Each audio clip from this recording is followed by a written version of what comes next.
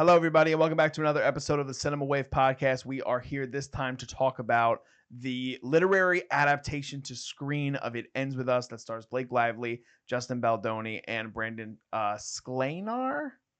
I think it's so. Sklenar. I am one of your hosts. My name is Darian Scalamoni. I am joined by Liz Seiko. Hello, everybody. As well as Ella Lambiazzi. Hi, everyone. So, this is a book that I did not read. You guys both have read it. And I have it with me in the studio. She's got the copy. I've got it. So we could reference it for anything. But I knew about this book because it was so popular for so long. And my girlfriend is a huge fan of the book. And there's a lot of people that are a very big fan of the book. It's sold over 6 million copies. It's like a cultural touchstone, this book. And it was a New York Times bestseller pre-pandemic. Then it was a big hit on Book Talk, which is like TikTok for big book fans, and it just blew up. And it was optioned to be a movie in 2019, and one of the stars of the film, Justin Baldoni, he also directs it. He optioned the book, produces it as well, and he plays one of the lead characters, Ryle Kincaid. Blake Lively obviously plays Lily Bloom, and Brandon Sklenar plays Atlas Corrigan for the main cast, and there's other supporting players we'll get to later. But it's already doing incredibly well. It's made $80 million opening weekend on a $25 million budget, which is crazy, but I'm not surprised. I'm not surprised either. I'm not surprised at all. No. But broad overall thoughts, especially because you guys have read the book. And by the way, this is going to be a spoiler-heavy review. I have a non-spoiler review that I already have up on the YouTube page, so you guys can check that out if you want. It's a shorter one. This is going to be a long spoiler discussion and review between the three of us. So Liz, first, your overall thoughts on It Ends With Us. Yeah, so it's definitely a little bit harder for me to judge a movie when I already know the plot and kind of what's going to happen versus like you going into it, that you were a little bit more blind to what, like I knew where we were going. So I am going to talk about it just kind of more as like a movie. I think as a first-time viewer that doesn't know what's happening, probably are walking away very satisfied with like a powerful message at the end. It's a very entertaining, like I wouldn't say it's a boring film. It was a little slow for me just because I knew the stepstones of like where they were taking me. But as somebody that did read the book was better in my opinion. It just gave me more of an emotional weight than the movie did. I was really hoping that it was going to affect me in the end, but I don't know. There was just something that like held me from like really being emotional, while like other people in the movie theater with me, like I saw some girls like crying walking out. So I was like, oh, they must be like, there was a guttural reaction by some moviegoers. Yes, absolutely. Okay. And I think it's just because there were a few things that really made me want to like roll my eyes watching this. Some of it was the music choices, which I get because it's like a mainstream film. So, of course, they're going to have like mainstream music. But like, I don't know, when like Lana Del Rey or like Taylor Swift comes on, I'm just like, oh, why? Why are we like choosing this song right now? Like, it's already a popular, I don't know. So that made me roll my eyes. A part of me also thinks the message might have hit a little bit better if Blake Lively was not the lead. Only because... and this has nothing to do with the stuff that's happening behind the scenes. It's fully that Blake Lively is a powerful being, and just her presence radiates strength, and like she kind of like owns the scenes, in my opinion, in any film that she does. And so for me, just the way that I interpret Lily's character is in the beginning, she's a little bit more naive, a struggling person who is a little bit lost trying to figure out like what she's doing, and is deep diving into this new entrepreneurial area. And for me, Blake Lively, like she's just Blake Lively, like she's not going to fail at anything. So that kind of took that element out of I don't know, just seeing Lily, I don't want to say like weak, because she's not a weak character to me, but a little bit less powerful. Okay. Yeah. So, I mean, overall, though, I didn't hate it. I was definitely entertained. There were just a few things that I was just like, ugh, why do we do that? But okay. Yeah. Ella, what about you?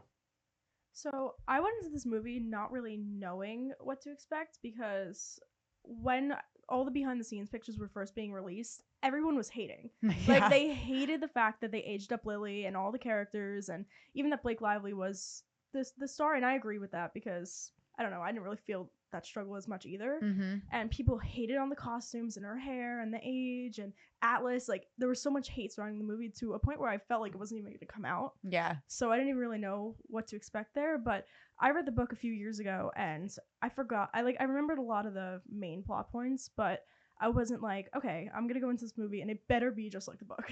Because I forgot a lot about that. But then as I heard them say lines throughout the movie, I'm like, oh, wow, like that was in the book. And that was done really well. But yeah, I agree with the Blake Lively thing. I feel like that struggle wasn't really fully there. And I actually did like when they put the Taylor Swift song in there because I like Taylor Swift and I know like a lot of the marketing was with that song.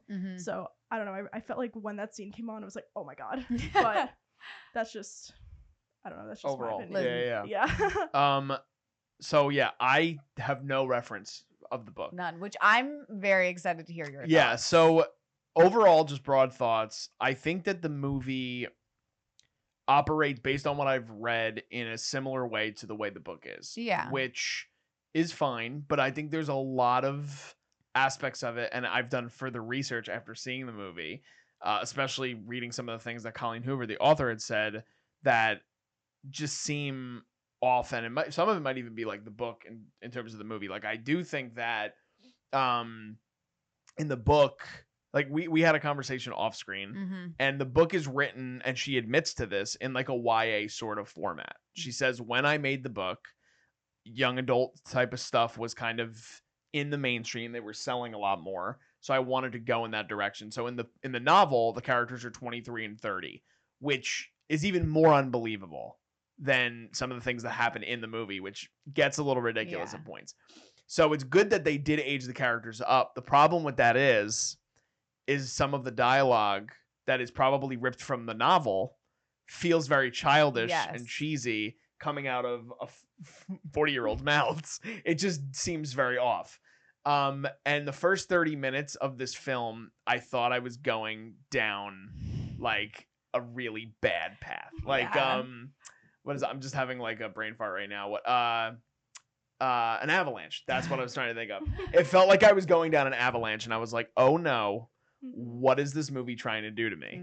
Because emotionally, it feels like it's trying to pull at certain heartstrings, and it's trying to be more emotional, when later on in the film things get a lot more raw when they start to focus on, they get heavy, what I've interpreted the novel is really about. And it's about a relationship with a person that has domestic violent tendencies, and her own past has a lot of reflection on her own situation and dealing with domestic violence in her own life. So I disagree in terms of Blake Lively, but that's because I don't know the character to a deeper extent. I liked Blake in the film. Baldoni, he radiates that sex symbol sort of character that Ryle is, I guess, in the book and on screen. But the chemistry between the two of them didn't work for me at all. And I know in the book you're supposed to kind of, I guess, be like this, but I was rooting for Atlas like the entire time. So there was never a moment in which, like, even when he's doing like shitty things towards the end, I was like, this is awful that he's doing this to her, but I wanted to end up with Atlas anyway, which is like so fucked up. But overall, as a movie, I don't know how well it works because of certain things that they have to pull from the book to be these Easter egg type reactions for these huge literary people that read this book. Like, it feels like it's like my experience when I just saw like Deadpool and Wolverine. It's like, oh, there's a character I haven't seen in years. And that's what because I heard that in my theater. Like, there were people being like, oh my God, I remember this moment. I could hear people whispering. And I love that for the audience. But you're like, I would like to know what's happening also. Yes. Like, you're I was like, listen, I don't necessarily understand the reference. Like, and there's a moment where they sit down when they're younger, Lily and Atlas, on a couch, and they're watching Ellen. And I just, like, my mouth was so agape. I'm like, why are we doing the Ellen thing? Like, Ellen's been so not relevant for such a long time. Okay, but do you but know? Now I know. You read about, because you know now I know. She's actually a huge part in the book. Like, a huge part. Yes, which is even crazier to me. Again, I'm not a huge YA reader, so I'm not the audience. But there was just a moment where I was like, what is happening? Like there's certain moments where it feels so out of touch with being a movie, and it's just so much reflecting these cultural moments within the book that people relate to in such a way, and they're like, oh, this is great because this is something that like is so near and dear to Lily as a character, which might actually kind of fuel more love for the portrayal of the character in the movie because the character in the book is so beloved. You know what I mean? Yeah, I think yeah, I think that there's just a lot of like overlaying themes also in the book that they didn't want, I guess they didn't want to lean into, or they didn't want to explore at all, because for me there's another part in the book that they completely didn't really touch on, and I think it's because they jumped up to that age gap, is a 23-year-old dating a 30-year-old who also the 30-year-old is completely wealthy and the 23-year-old is a broke college girl who's just trying to open up her own business. There's the complication questions of age gap, but then also wealth gap that she brings into the book too, of Lily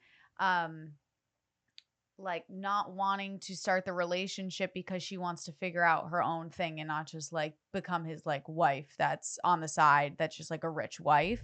And that for me is just like a huge point of why she doesn't want to start the relationship with Ryle in the beginning. And in the movie, it just seemed like cat and mouse kind of. Yeah. Which like you don't need that. If you're pulling out the whole conversation of wealth and age, then just have them get together in the beginning so that there can be more of a story later on, because they spent about 45 minutes setting up the relationship between Lily and Ryle, and I just felt like it was wasted screen time because it's not like their chemistry was super hot anyways. Yeah. Ella, are there any moments for you in the book that you felt like you wished either translated to screen or that something on screen that totally didn't work for you that they ripped from the book in general? So I hated the first scene on the rooftop with Ryle and Lily because it looks visually just like I imagined it. It was beautiful. It was this and that, but like the dialogue was so cringy. When me and Megan were watching in the theater, like we were like, "Oh my god! Like what did they say? What is he saying to her?" And I don't know. I feel like that looked very good on screen, but it didn't translate well from the book, and maybe that has to do with the age gap too. I didn't really think of that initially, but I don't know. I feel though that the things I really did like was seeing the Atlas and Lily flashbacks.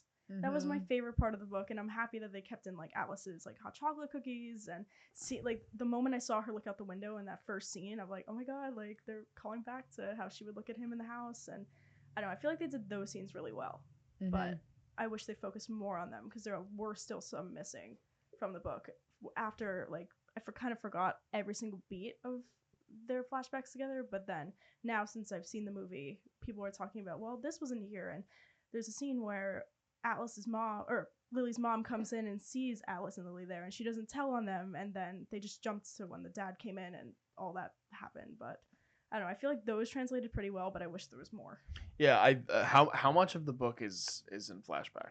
I mean, okay, so another huge point that they cut is she has these journals that's what's starting the flashbacks, is she's reading her old journals from when she was younger, and so then is reading about these experiences that she had, that she wrote about with Atlas. So it's not these like weird occurrences of meeting back up with this guy. She's reflecting on the relationship she had with him previously, and then she happens to him. run into him, which is like also crazy.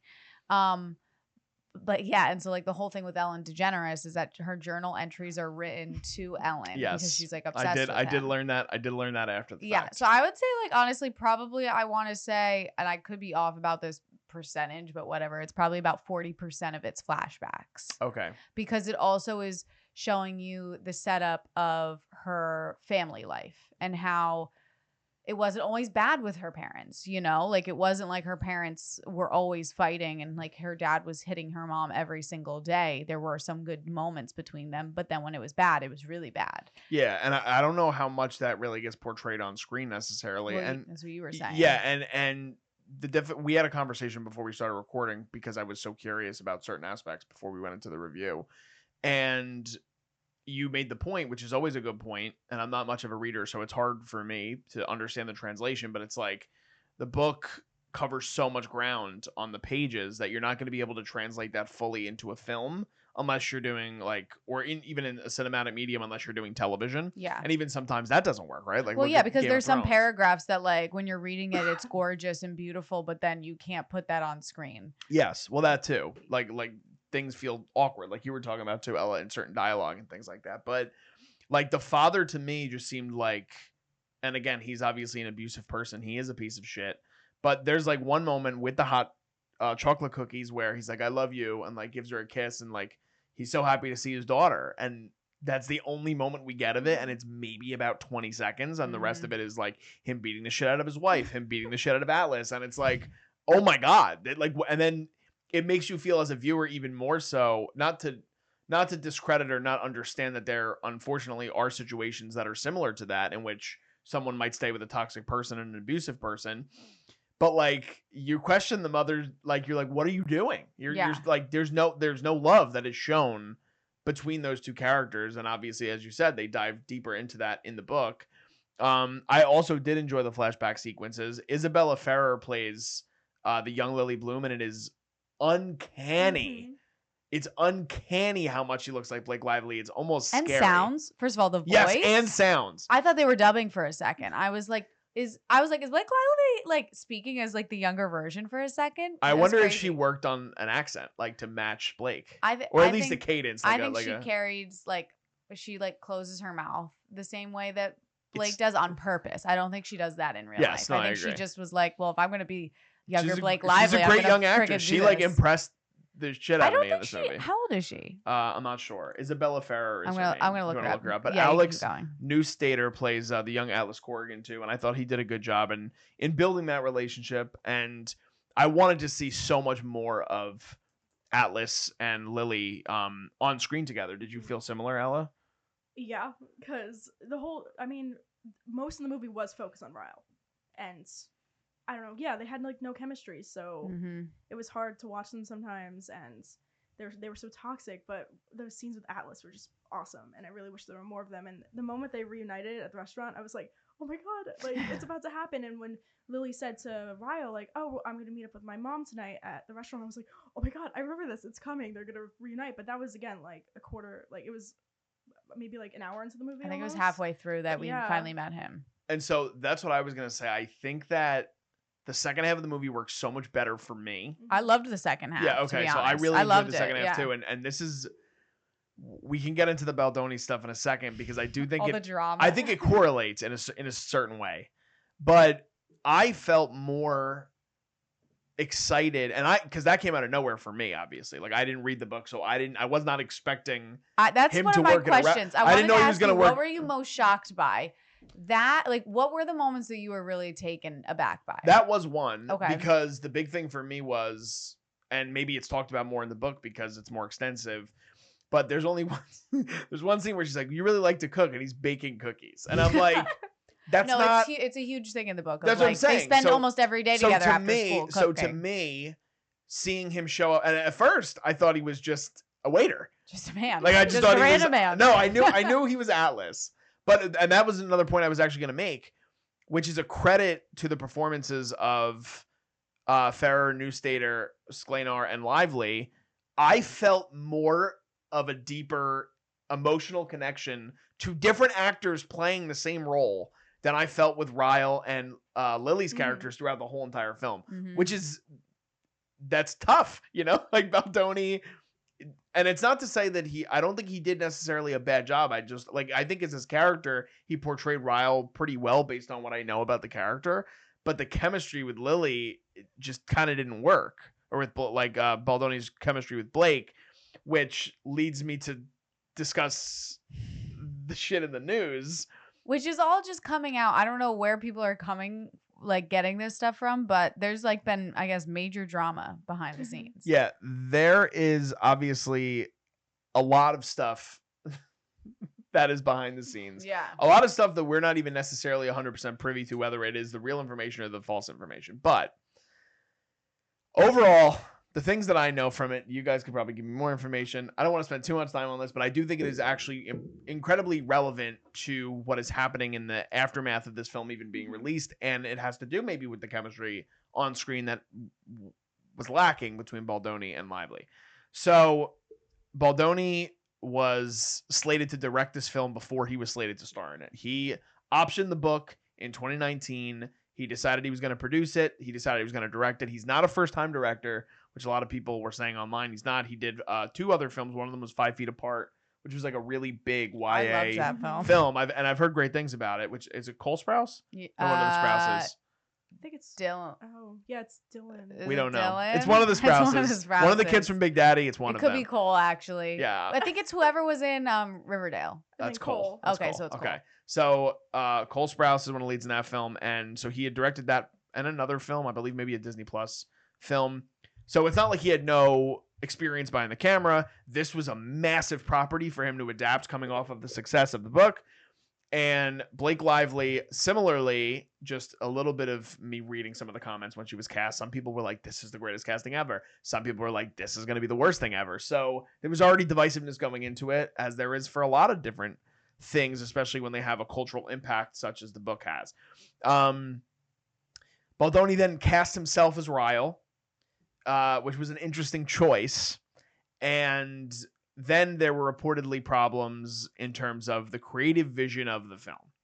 And what I had seen was that it test screened, and it didn't test screen as well as they were hoping for. And Blake was really upset about it. And she went to her very famous, very successful, very influential husband, Ryan Reynolds, to come in and spruce some things up. I heard he rewrote scenes with her. I heard that he might have had a much bigger impact on this film, even though he's not even in the credits. So that plays a factor too. And to top it all off, as the press is happening for this film now, he's nowhere to be found with any of the other people in the film. It's not even just Sklenar or Lively. Hassan Minaj is in this film. Jenny Slate is in this film. Colleen Hoover is doing press with everybody except for Baldoni. So it's very interesting. And then I heard something right before we started recording that everybody unfollowed him on Instagram, which is a whole whatever that just adds to the chaos of all of it. For you, when you hear all these things, and if you heard anything else, do you think it plays a major factor? And which version do you think played out on screen? Because what I heard was that Baldoni wanted to go, he always wanted it to be the female gaze, but he wanted it to touch on those darker issues and bring them to screen a little bit more, where those moments to me don't play out the way as impactful as I think they could, personally. Okay, I have a lot of thoughts on this. So I think definitely it probably, sometimes when you're working with people, you just don't vibe. When you're working in an artistic environment or just like a work environment in general. So I feel like maybe as a director and an executive producer on the film, heads were butting quite often on decision making, which then can lead to you not being totally like in love on screen. Totally understand that. I mean, we don't know the full scope, but I can kind of see why, if Justin was going with the full perspective of, I really want to make this heavy commentary on domestic violence, which I think the film and the source already does. A part of me thinks maybe he was having that tone from the beginning. But the one thing about this story, and it's what I've taken away from, is it's not, it kind of wants to surprise its audience. It wants to make you think you're going into one thing, and this was the book and the movie, but then about halfway through you start to realize, oh wait, this is a heavier topic. And so I wonder if they had more sprinkles of like the domestic violence in the beginning, and then Blake and Ryan came on and were like, no, let's make this a little bit more like romantic in the beginning, and then really like slap the audience in the face and make them realize like, you thought you were going to get romance and love. Just kidding. We're going to teach you a thing or two right now. So I don't know. It's definitely not an easy book, because it's that weird in between of like romance and like making a younger audience like heart flutter, but then also like talking about a heavy theme and topic. And I do think for film, you do have to pick one. In order to do both, it becomes wishy-washy. And so I think the problem was that they probably, at the end of the day, both wanted to do different things. And that's why the beginning's wishy-washy, because it's trying to do something that it's not at the end of the film. Ella, what are your thoughts on it? I agree with that.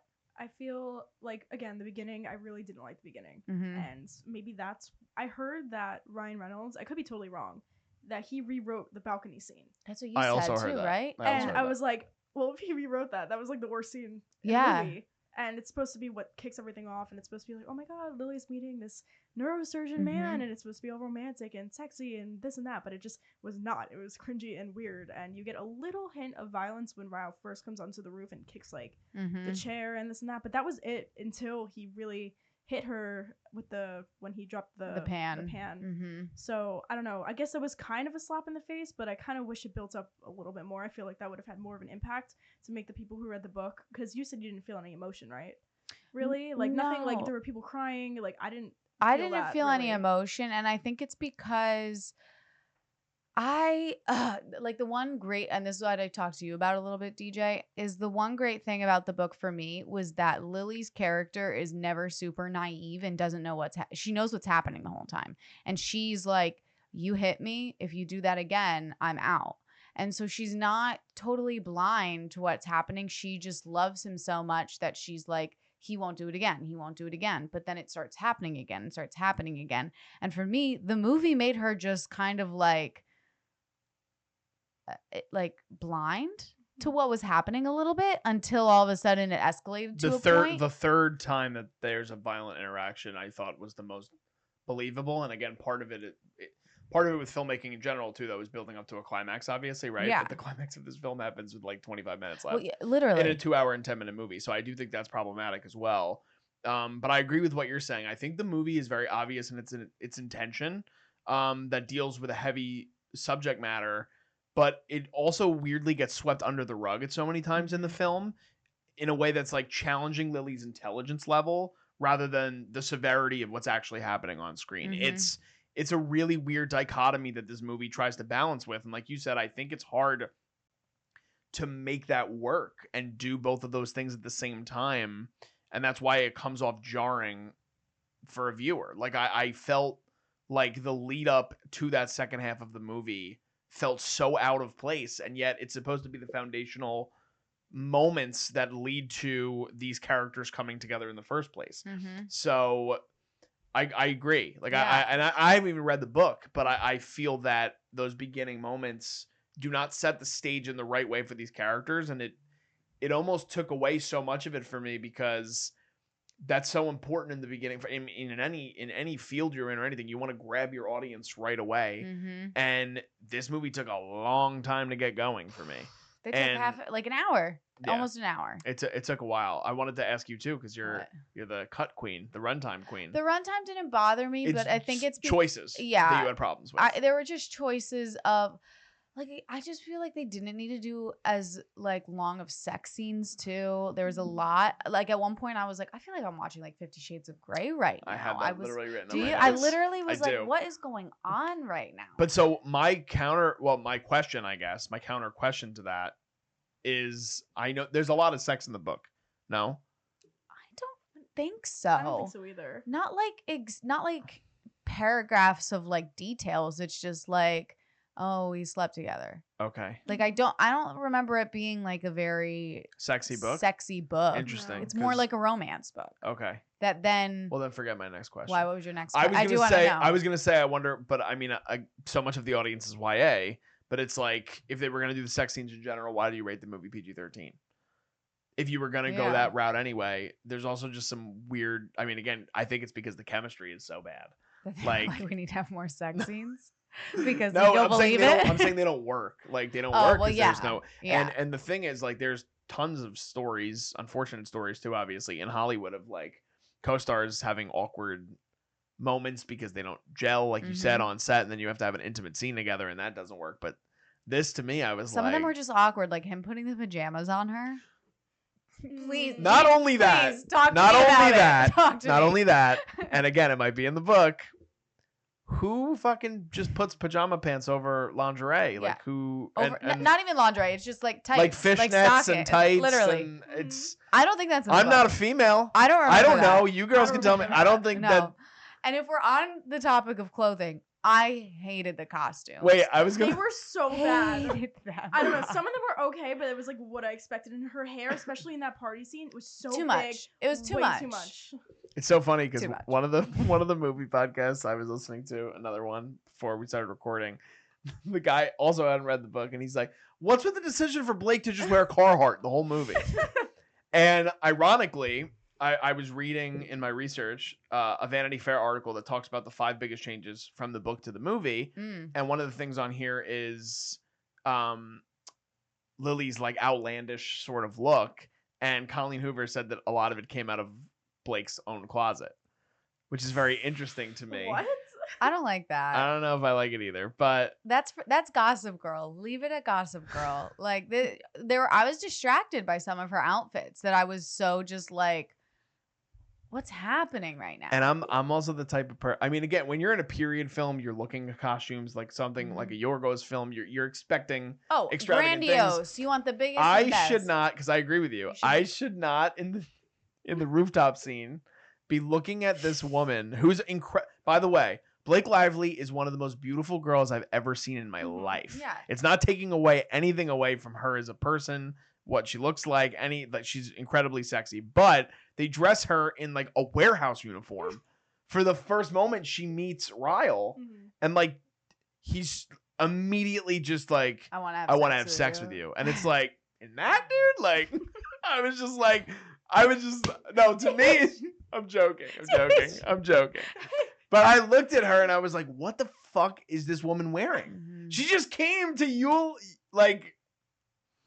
she went to do eulogy for her father. She comes home and instead of changing into comfy clothes, she changes into a Carhartt overalls jumpsuit. Like, what is that? The Carhartt didn't bother me as much as the hair at the party scene where I was like, okay, again, like this girl is supposed to be 23 hanging out with these rich ass people and she's broke, like college broke. I didn't get that sense at all from this movie. You got the vibe that she's like, I'm the baddest bitch in the room, like what do you want? And really she's walking in and she's like, oh my god, like I don't even know, like there's this one scene which is so great after she wakes up the next morning in the book, after just sleeping in his bed, not after actually having sex with him, where she tries to make coffee, I'm pretty sure, and she doesn't know how to work the coffee machine.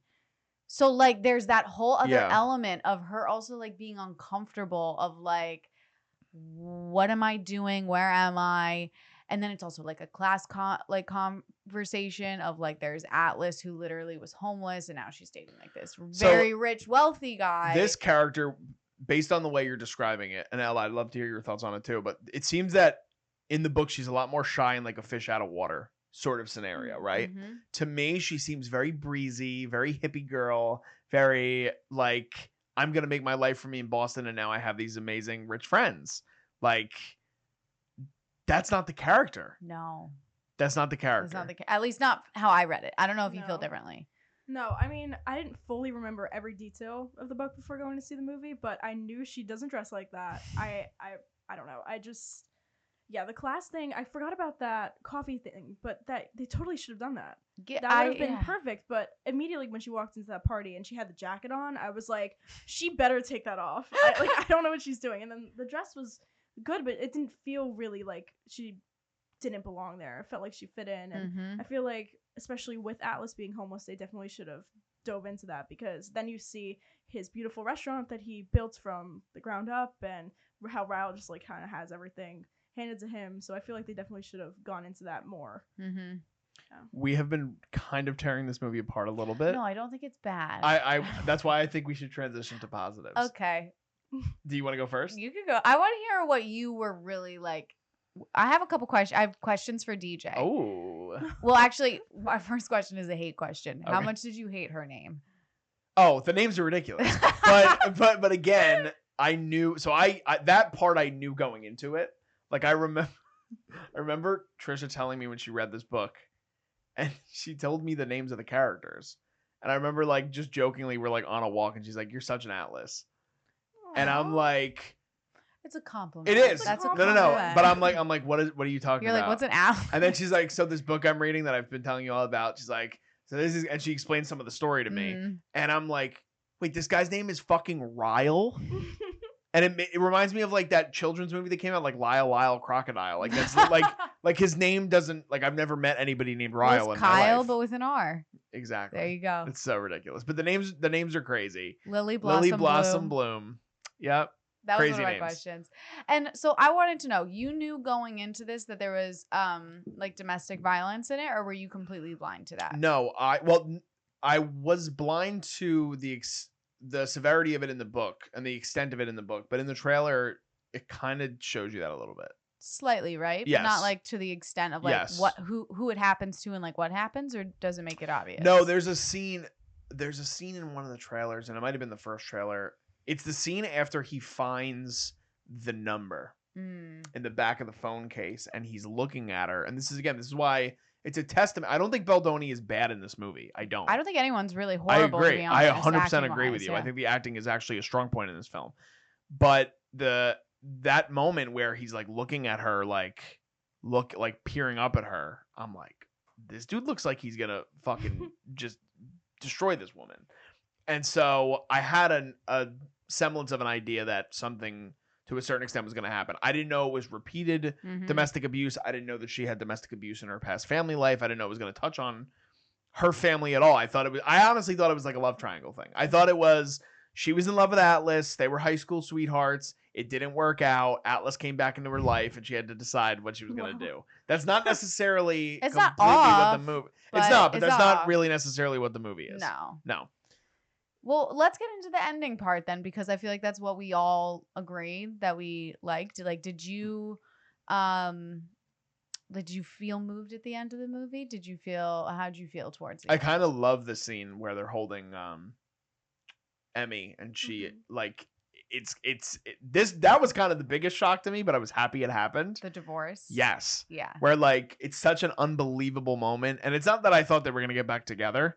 Because I didn't necessarily. That's what I was going to ask you. Did you think that she was going to be think... like, well, we have a kid together, let's just do it? I didn't think that was going to happen, but I'm also aware that there is a sequel, even though I have no idea what the sequel entails. We'll talk at the end. We'll talk. I don't want to talk on camera about it. Oh, okay. I don't want to talk. Well, I never read the book. Okay. I think that it's about. It's a sequel, so it takes on of like them co-parenting and then her also in a relationship with Atlas. Okay. I read it. Okay. Oh, okay. Or I didn't finish it. I got like almost to the end and then I just didn't finish it. Maybe we should do a Culture Wave book club. And we could read it together. It was a lot of the co-parenting, and I remember there was a lot of issues with Ryle and Atlas. That's really all I remember, though. Okay.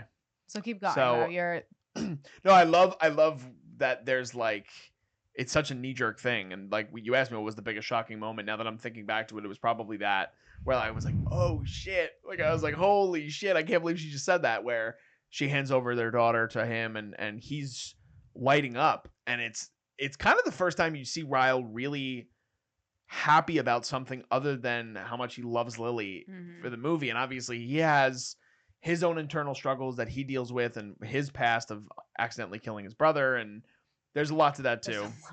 There's a lot there. That scene with Jenny Slate is also fantastic. So great. And she does a great job in that scene. But yeah, asking for the divorce and that whole scene playing out, I thought was one of the better scenes in the film. So I like the way the film wraps up. I understand that like credits roll, it ends with us. She has to say that line, but I was like, I don't like that. I did read that they tried not to have her say it in the movie. So they tried not to. This is another thing I wanted to bring up that I read in my research, that after that first test screening and during the script writing process, they had 20 mega Colleen Hoover fans sign NDAs and read the script and watch the film to give notes on certain things that they felt needed to be included in the film. Okay. So I do think that's why, because all right. So, and the other thing is, Rotten Tomatoes is not an aggregate. It's not everything. It doesn't mean everything. No. The critic score for this is still fresh. It's at 60%. The audience score is 91. So it means that the people that really adore the book seem to really be enjoying themselves with the overall film. I didn't read the book, so I have no frame of reference, but to me, it doesn't necessarily work 100% as a film overall. And I think that's the struggle with it.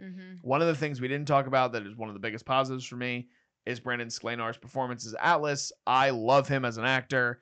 I loved him in 1923. I think he has such a presence on screen, and there was so much more, like I said, about those two and the connection they had, even in the small scenes they had together, that I was like rooting for them. And that's the part of the reason I do want to see a sequel, especially if it exists and there's a source material, because I want to see what that relationship entails. But they're gonna have to film it quick because all these actors are older and so.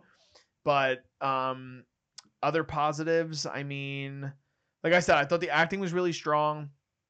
I think there's really great touching moments within the film, but then there's other things that just seem off and a little too melodramatic for my liking, which we talked about. It doesn't necessarily translate 100% book to screen, and that's hard to do in any medium when you're doing an adaptation. So those are like my overall sort of, we talked about pretty much everything. Yeah, But I wasn't. I think I do want to talk about the acting really quickly. I do think every performance, there was never a moment that I was like, eek, like you're not hitting it. I don't know what you're going for. So I think everybody was really clear in their performance and what they wanted and just emotionally being available.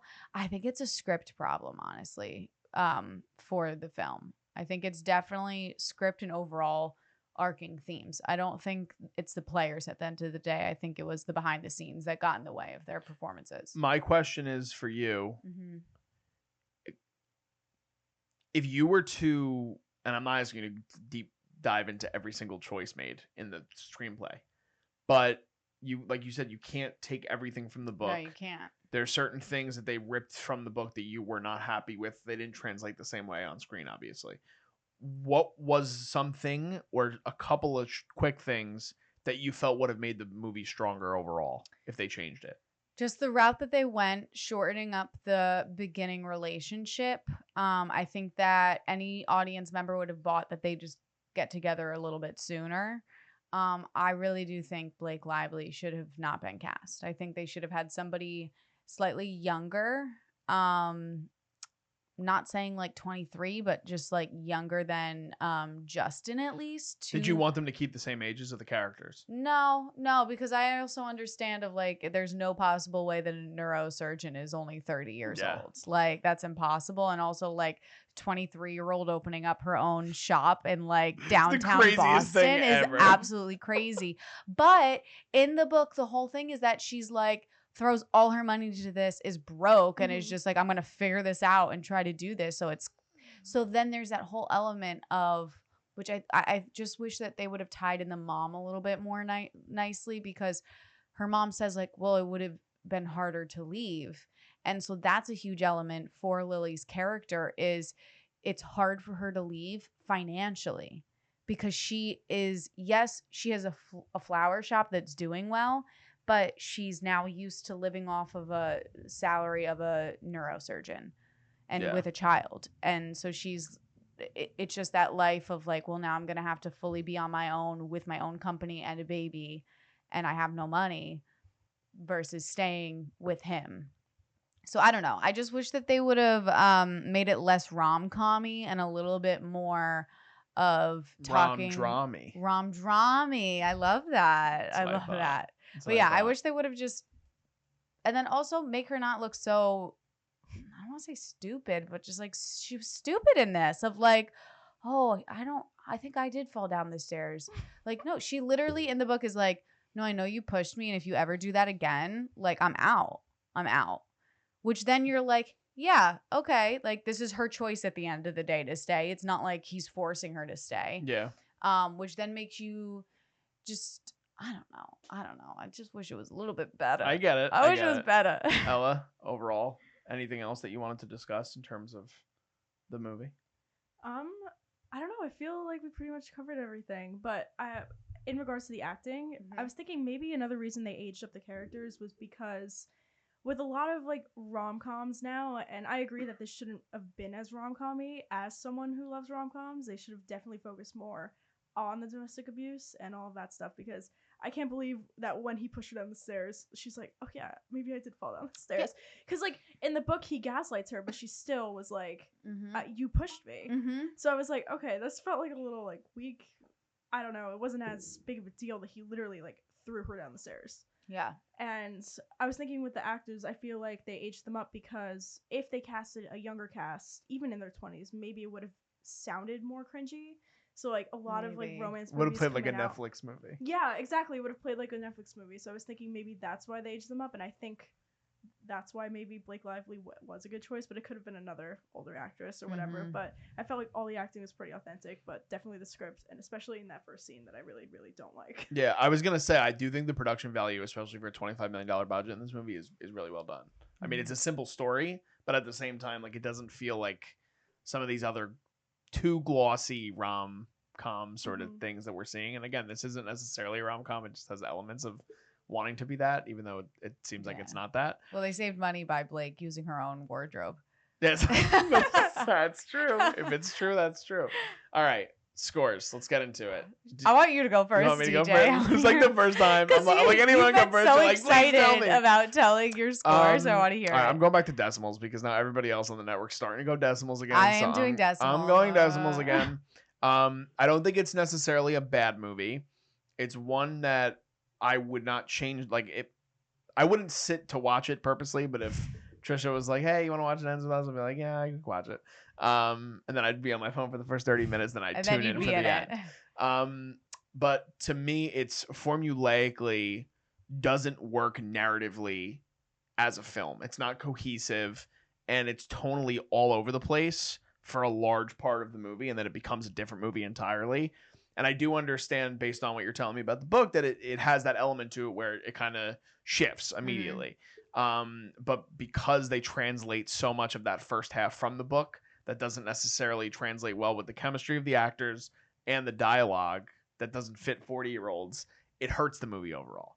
So my overall score is a 6.2 out of 10. Wow. That's my overall score. Liz? Okay.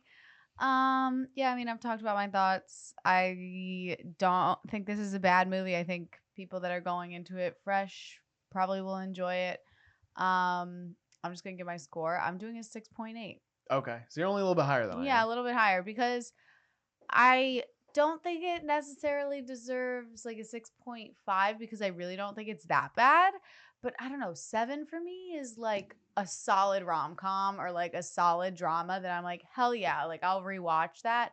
I don't know if I'll rewatch this movie. Okay. Will you reread the book instead? No, I'm not a big rereader of Okay. books. Once I read it, I'm It's done. done. I It's got done. other things. Exit to my do. brain. Done. Ella, overall score. Ella's going higher, I feel like. Yeah, I'm gonna go a little bit she's higher. like, your scores are so low. I'm like, oh no. So No, give it No, to no, us. Give it seriously. yeah. Everybody I has was- different benchmarks for what constitutes a score, which you can explain if you want to. yeah.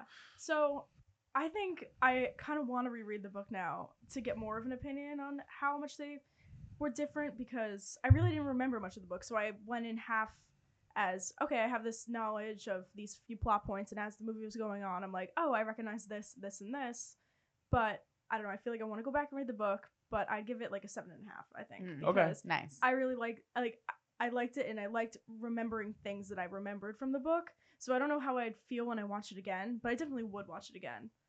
So I don't know, but I was entertained, and it was 7.5. slow in the beginning. Maybe I'd go on my phone for the first 30 minutes or whatever, but then I'd lock in for the rest of it. And Yeah, I don't think it's an awful movie by any means. I just think structurally it doesn't always work as a movie. Yeah. Mhm. And that's what hurts it for me, because you were talking about in the beginning of this review, you're like, I try to see it as a movie. Like that's the only perspective I have, is seeing it as the movie. I know. Mhm. And so that's what hurts it for me, I think, overall.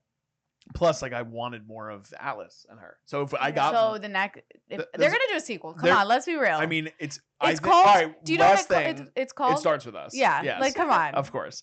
Last thing before we wrap up the review,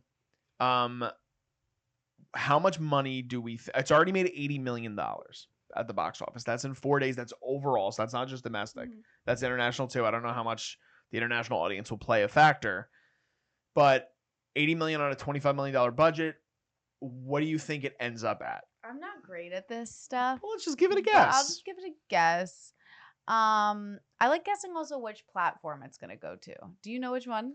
Well, I mean, part of it's also not a guess because it depends on what studio releases it. So if it's Sony, it means it's most likely going to Peacock, I believe. Mhm. It's either Peacock or Netflix. It's one of those two. This would do better on Netflix. Of course. I don't know. But a It's lot of people are already- going to the theater to see this. I mean, it's gonna do well on Yeah, but streaming people are either totally way. gonna rewatch this Yeah. at home. You know. But it's like the Bike Riders is already on Peacock and it's doing really well, and it didn't do great in the theaters. Yeah, because A that's lot the of type movies of do. movie that like people want to see if it's good first. Well, people should go see the Bike Riders because it's great. I haven't seen it. It's so good. You should watch it. All right, go Anyways, ahead. what am I doing? What am I talking about? Overall, box office, you think it ends up at? I don't know. If they just did 80 million, I guess I'll go with like 200. Okay. I That's have fine. no clue. I I don't know. Do you have anything or you have nothing? Honestly, I don't really know much about that either. So Yeah. I'll go with you What on do that. you think? But yeah, I DJ? think it's going to end up around 130, 140, which is still really, really good for a $25 million movie. Mhm. Anyone but you did crazy money, right? Mhm. Like that. I just want to double check. I didn't see, and I still haven't seen Anyone But You. I'm like one of the only people watched in the it. world, I apparently. watched it. What am I looking up? Box office. The one thing I Oh, will. all right. Okay, go. Anyone go. But You did 219 million. And what was their budget? It was. Does it say? It was. Or what did they more do expensive than this? What did they do opening weekend? Oh no, it was the same. Wow. Budget 25 million, so exact same, and a box office 220 million. What about opening weekend? Does it Opening say? weekend, it did. Hold on. Anyone be originally sorry. No, it didn't do anywhere near as good. No, what did it do? 6.3 million, and it kept Oh my god! Kept Oh gaining. my god. Oh my god! So this thing's project- this thing's gonna go to 500,000. See, I don't know if I'm not misreading that. So all right, Anyone But You made 100. This is where it gets tricky. Anyone But You made 88 million in the U.S. and Canada, so it made 132 million overseas, which is crazy. Wow. So if that's how we're constituting this, this made 50 million U.S. opening weekend, so it made 30 million overseas. It might do 200. I think that's pretty good. Wow, maybe I'm better at this. You than I girls thought. are so good at this. Yes. All right. Anyway, that's our review. That's it. That's it. Get We out talked- of here. We talked about It Ends With Us, the Colleen Hoover book that was adapted to screen. Let us know in the comments what you guys think of it, especially if you guys read the book. I am very curious to hear your guys' thoughts. What were things that you liked about the transition from book to screen? Things that you hated that they left out? Things that you think didn't work that they brought to screen that was from the book? Or things that, like, did you think Blake Lively was the right choice for Lily Bloom, as well as Baldoni and Sklenar for the roles of Ryle and Atlas? Let us know in the comments what you guys think, and please give this video a like if you can, and be sure to subscribe to us. We have the Culture Wave Media Network. We're covering everything in film and television, and we're also all over social media. You could read all the stuff down below. We're on TikTok, Instagram, Facebook, Threads, everywhere. You guys can follow us on all the platforms to check out other stuff that we have upcoming for you guys.